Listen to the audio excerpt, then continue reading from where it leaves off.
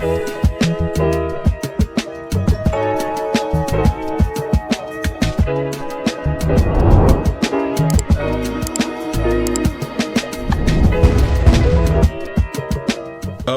we're to an episode of On the Wrist from Off the Cuff. Today we have a Vulcain on the channel, guys. Finally, was able to connect with the brand, and I'm really excited to get my hands on this piece and share it with you all. So big shout out to Vulcain for sending this in for review.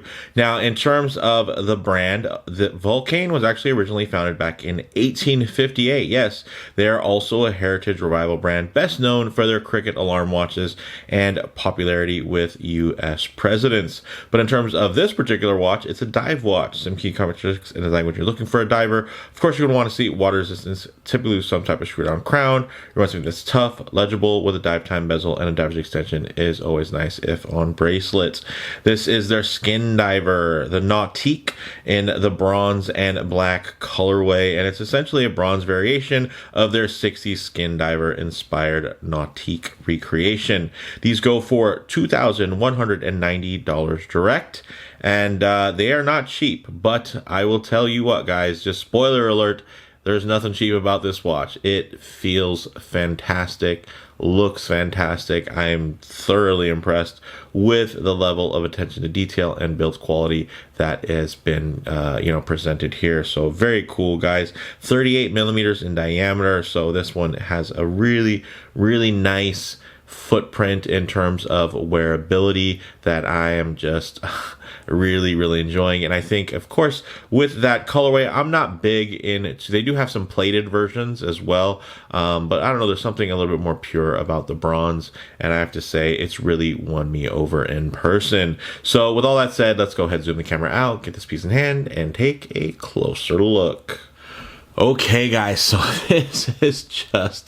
this is Handsom, guys. This is gorgeous. And again, I'm more of a steel guy on steel bracelet, blue dials, black dials, but there's something about this particular combination with that warm bronze tone paired to the black, even getting that matte playing off of the glossy bezel insert, which is actually ceramic. So this thing is very cool, guys. So 38 millimeters in diameter, 12.2 millimeters thick, and I have to say, I could also say 12.2 millimeters thin, because look at that profile. That mid case is beautiful, and you can see it even the bezel cuts into the mid case slightly, and then it was raised on those edges. So really nice little design detail. Of course, you're even going to get on this beautiful bronze watch a very nice high polished bevel there in terms of the accenting.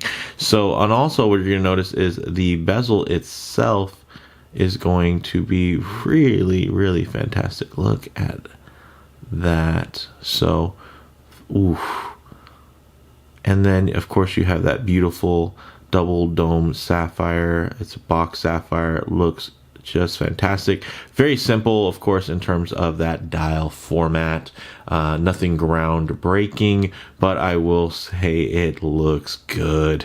And I can appreciate that this one came with the high contrast, clean white day lume, which is really nice. I wish they would do that more with some of their steel models. I might own one if that was the case, but man, this one is very cool. Now, one thing to mention is it has 120 clicks, so very modern.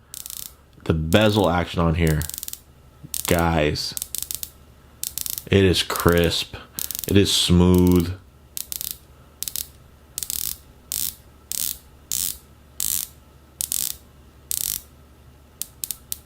Fast or slow, very nice. Can I rock it? Maybe a hair, but this is one of the better bezel actions, guys. This is very good.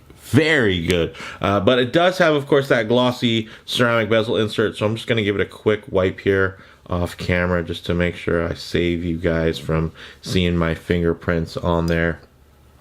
But very nice action, great tactile engagement with the that bezel there in terms of the grips. And then in terms of the crown, very nice signed screw down crown, of course. Ooh, case back, there you go, very nice. You're not going to want bronze staining your wrist, so nice to see a steel case back there. Very, very nice. Ooh. Yes, check it out. I do really like that seal that they have on there. Nice deep stamping. You can see it has a great grainy texture to it, as well as the beautiful satinization in terms of the outer brushing, and then some high polish pops there. So very cool. Swiss made piece, guys.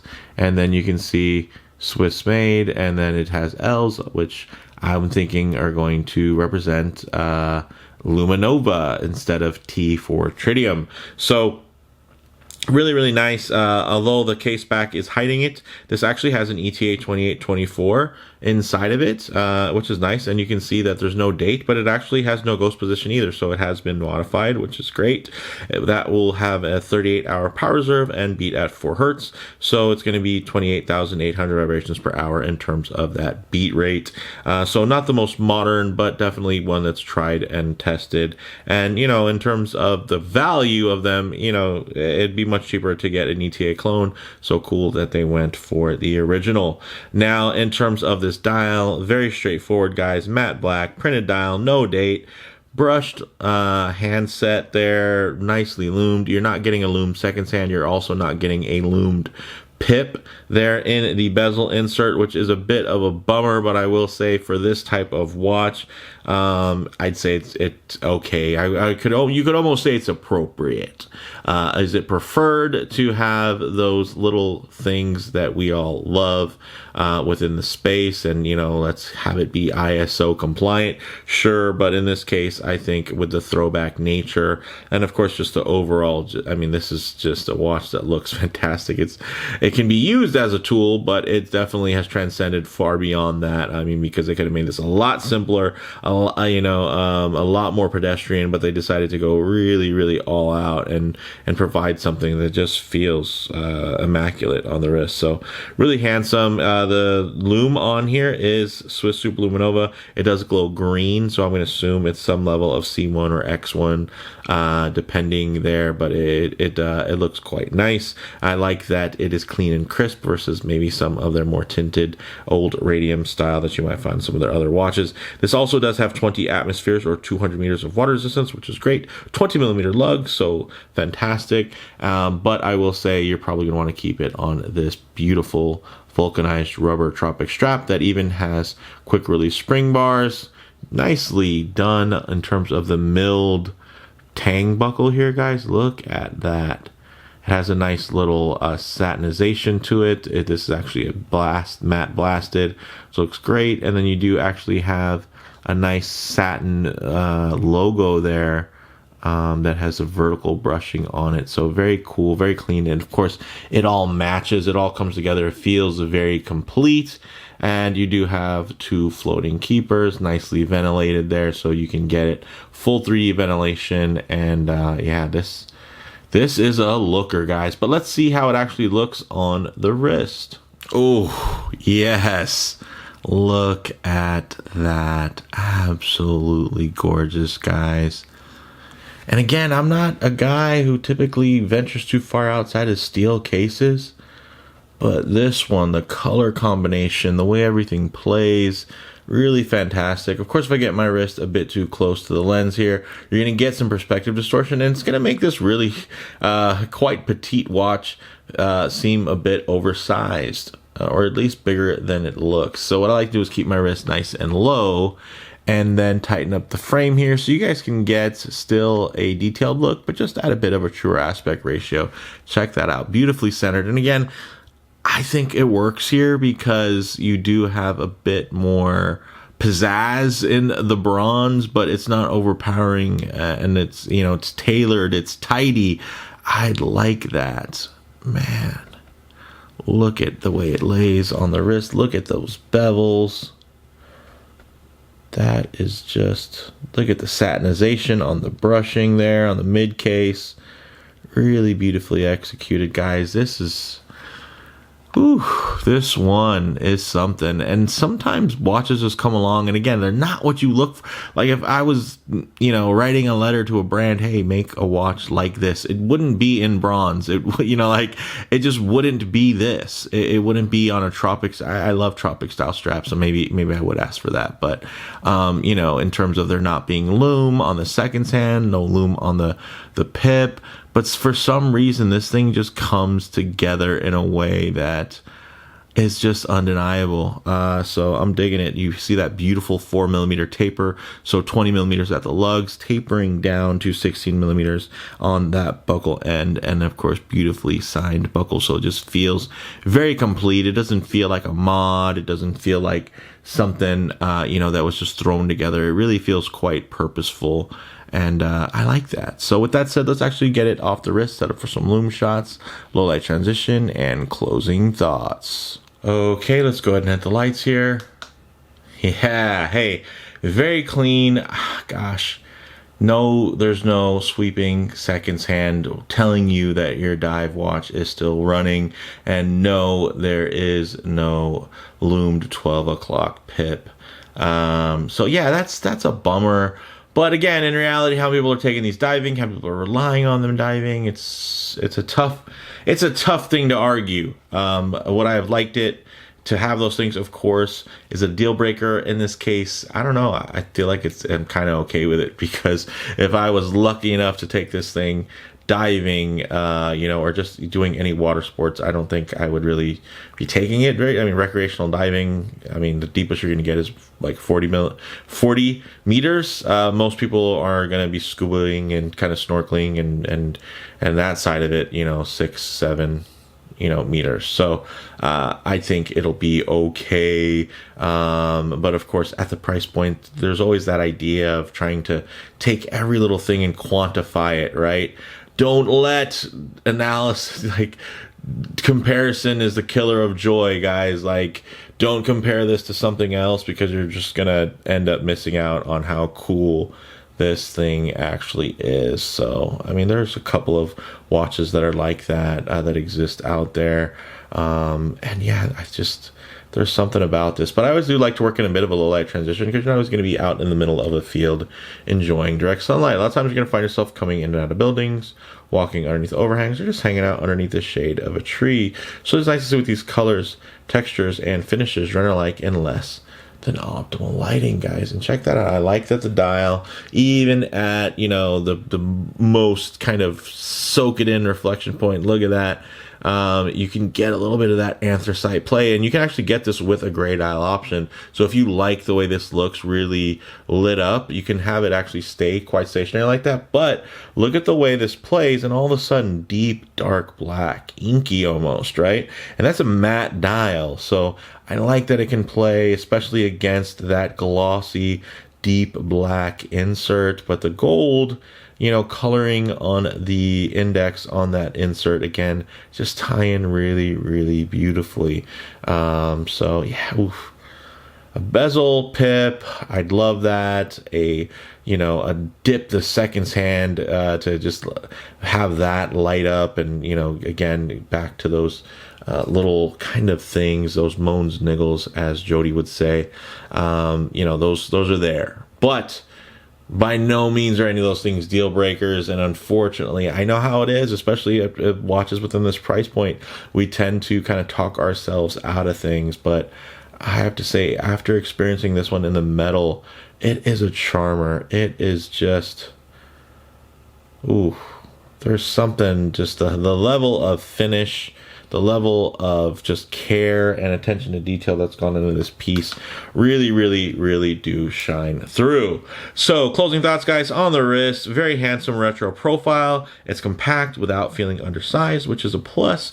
In terms of model variants, it's also available with a gray dial in the bronze case, or various dial color combo options with the steel cases, and they even do have a new steel bracelet, which, gosh, I hope I'm able to get one of those at some point and check out one of the steel models, maybe the orange dial. Let me know in the comments which one speaks to you guys. And they even do have actual gold coated steel options as well. They're going to be a little bit brighter, a little bit blingier, but of course, if you are able to damage that coating, they will reveal steel underneath. The nice thing about bronze is, since that is the material, if you do damage it, you patina and all that stuff, it's still bronze. So I don't know, there's something about that just made me choose bronze over the coated steel in this case. Definitely check the links in the description for full details and current availability, because they even have a pretty cool blue dial option, blue dial, blue bezel, but in a gold coated option. So that one looked pretty handsome. Now, in terms of comparable models, guys, while bronze divers have become increasingly more popular, the closest mainstream comparable would be something like the Oris Divers 65 in bronze.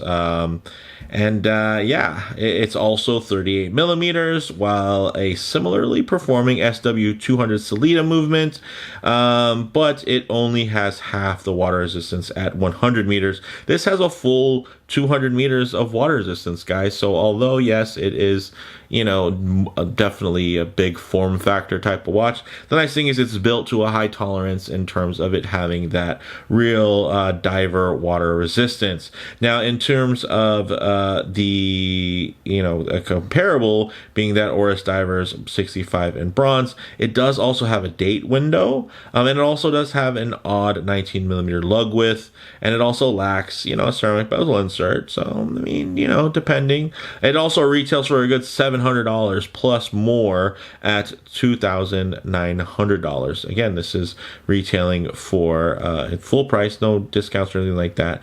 $2,190 versus $2,900. So $2,190 versus $2,900. Pretty nice. So for me, guys, bottom line, while I'm not big into bronze, the Nautique really charmed me. It achieves, you know, an elevated feel that manages to exceed, you know, and it's just like, it exceeds that elevated price tag, which is crazy, right? Because it's like, oh, it's a $2,000 watch. It feels like it's nicer than $2,000 somehow, and that's just wild. So no, it's not cheap, but again, there's nothing cheap about it. You know, that nothing looks or feels cheap either. So while spec hunters might find cheaper, you know, like you could absolutely, if you're just looking for a 4 hertz beat movement, if you're just looking for a diver with 200 meters of water resistance in bronze, sure, you can find stuff that's out there, but I don't think you'll find better. Right, like you might find cheaper, but you won't find better until maybe you step up into that 39 millimeter Tudor Black Bay 58 bronze territory, which offers you that full bracelet and in-house master chronometer for $4,875, right? So that is a good amount more. That's more than double. So that one, you know, and at the end of the day, even if you were to kind of cross shop this versus the Black Bay 58 bronze, one could still argue that technically, you know, the Vulcain might be better looking to their eye, right? So you might say, hey, well, I just like this better. I think it looks better, and it just happens to also be cheaper. I think that's still a fair argument. And, you know, and for those of you who find something cheaper than this, cool too. But there's still going to be the level of in terms of what it's you know, the execution, which here it's immaculate. So I'm digging it. But let me know what you guys think down in the comments below. If you like the video, please like, and if you're already, please subscribe for more content just like this. Thanks, guys.